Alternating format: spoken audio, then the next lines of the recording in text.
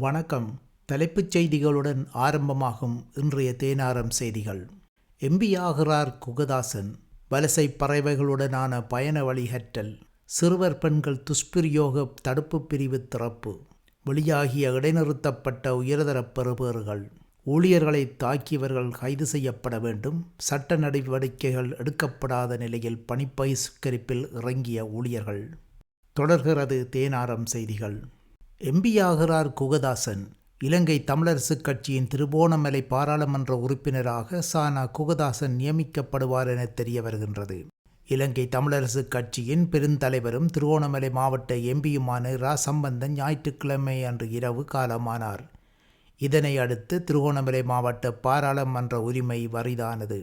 இதனால் இந்த இடத்துக்கு கடந்த 2020 பாராளுமன்ற தேர்தலில் இலங்கை தமிழரசுக் கட்சியின் சார்பில் போட்டியிட்டு 2வது அதிக விருப்பு வாக்களை பெற்ற குகதாசன் பாராளுமன்ற உறுப்பினராக நியமிக்கப்படுவார். வலசை பறவைகளுடனான பயண வழிகற்றல். இயற்கை ஊக்குவிப்பு கழகம் மற்றும் யாழ்ப்பாண பூச்சியல் சங்கத்தின் செயற்பாட்டில் வலசை பறவைகளில் பெரிய பூநாரைகளை பற்றிய பயண வழிகற்றல் 29/6/24 அன்று நடைபெற்றது. இதன்போது பூநாரைகளை மிக நெருக்கமாக அவதானிக்க முடிந்ததுடன் பெரிய பூநாரைகளின் நடனம், உணவு உண்ணும் விதம், அவற்றின் நடத்தைகள், அவை பரந்த ரம்யமான அழகு, கண்ணை கவரும் வண்ண வர்ணங்களின் அழகு, அத்துடன் இவற்றின் வேறுபாடுகளையும் அறிய முடிந்ததுடன் அப்பறவைகள் பறத்தலுக்குரிய பாதை, அவை வருகையில் அவற்றின் சுற்றுச்சூழலின் பங்கு, வலசைப் பறவைகளின் பயணப்பாதைகள் போன்ற விடயங்களை பங்கு பற்றியவர்கள் திறம்படவும் வியப்புடனும் கற்றுக்கொண்டனர். இவ்வாறான இயற்கையின் அழகினை மெருகூட்டும் வகையில் இந்த எமது வழிகாட்டல் மூலம் நாம் இயற்கையுடன் பங்குதாரர்களாவோம்.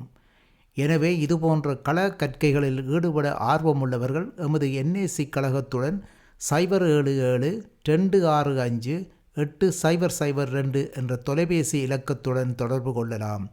அத்துடன் விவரங்களை அறிவதோடு இனிவரும் காலங்களில் உள்ள கள கற்கைகளிலும் பங்கு கொள்ளலாம். தொடர்கிறது தேனாரத்தின் செய்திகள்.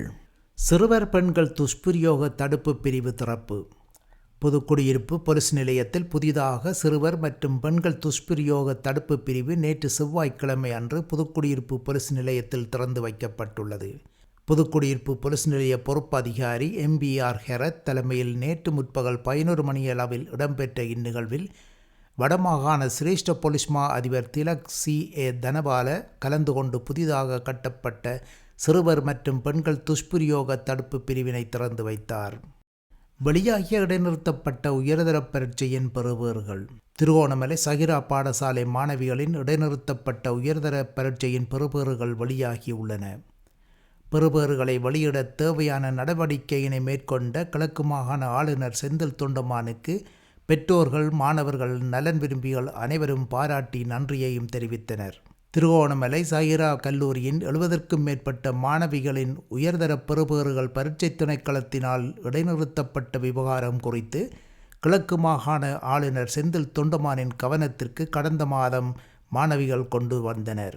மாணவர்களின் நியாயமான கோரிக்கையினை ஏற்றுக்கொண்ட ஆளுநர் அம்மாணவர்களுடைய பிரச்சினைகள் குறித்து பரீட்சை திணைக்களத்துடன் கலந்துரையாடல் மேற்கொண்டதன் நிமித்தம் அவர்களுடைய பெறுபேறுகளை வெளியிட தேவையான நடவடிக்கைகளை மேற்கொண்டிருந்தார். அதன் அடிப்படையில் அவர்களுடைய பெறுபேறுகள் கல்வி அமைச்சினால் இன்று வெளியிடப்பட்டுள்ளது. தொடர்கிறது தேனாரத்தின் செய்திகள். ஊழியர்களை தாக்கியவர்கள் கைது செய்யப்பட வேண்டும். சட்ட நடவடிக்கைகள் எடுக்கப்படாத நிலையினில் பணிப்பகிஷ்கரிப்பில் இறங்கிய ஊழியர்கள் மீது தாக்குதலை மேற்கொண்டவர்கள் கைது செய்யப்பட்டு சட்ட நடவடிக்கைக்கு உட்படுத்தப்பட வேண்டும்.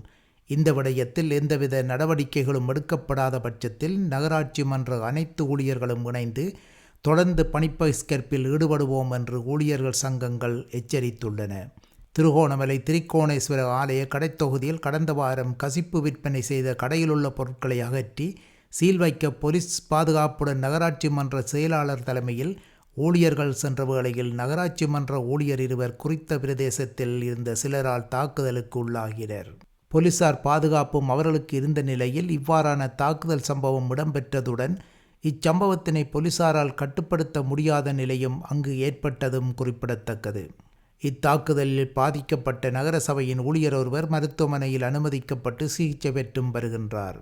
ஆனால் இந்த சம்பவம் தொடர்பில் போலீசார் எந்தவித நடவடிக்கையும் எடுக்காத நிலையில் இவ்விடயத்தை தொழிற்சங்கங்கள் ஒன்றிணைந்து வன்மையாக கண்டிப்பதுடன் போலீசார் உரிய நடவடிக்கையினை உடனடியாக எடுக்க வேண்டும் என்று வலியுறுத்தி பணி பகிஷ்கரிப்பில் ஈடுபட்டனர். இதற்கு நகராட்சி மன்ற வேலைத்தள ஊழியர்கள், கிழக்கு மாகாண உள்ளூராட்சி மன்ற ஊழியர்கள் சங்கம், அத்துடன் வடக்கு கிழக்கு மாகாண அரசாங்க உத்தியோகத்தர்கள் சங்கம் என்பன ஆதரவு வழங்கி பகிஷ்கரிப்பில் ஈடுபட்டனர். இதன்போது உரிய இடத்துக்கு வருகை தந்த நகராட்சி மன்ற செயலாளர் ஜே வைஷ்ணு, உதவி உள்ளூராட்சி ஆணையாளர் எஸ் பார்த்திபன் மற்றும் போலீஸ் பொறுப்பதிகாரி ஆகியோர் இவ்விடயம் தொடர்பில் உரிய நடவடிக்கை எடுப்பதாக உறுதியளித்தனர். தாக்குதல் நடத்தியவர்களை உடன் கைது செய்யும் பட்சத்தில் பணி பகிஷ்கரிப்பை கைவிடுவதாகவும், இது தொடர்பாக எந்தவித நடவடிக்கைகளும் எடுக்காத நிலையில் நகராட்சி மன்ற அனைத்து ஊழியர்களும் இணைந்து பணி பகிஷ்கரிப்பில் தொடர்ந்து ஈடுபட உள்ளதாக நகராட்சி மன்ற வேலைத்தள மற்றும் கிழக்கு மாகாண உள்ளூராட்சி மன்ற ஊழியர்கள் சங்கம், வடக்கு கிழக்கு மாகாண அரசாங்க உத்தியோகத்தர்கள் சங்கம் அனைத்தும் ஒன்றிணைந்து தெரிவித்துள்ளன. இத்துடன் நமது இன்றைய தேனாரம் செய்திகள் நிறைவு பெறுகின்றது. வணக்கம்.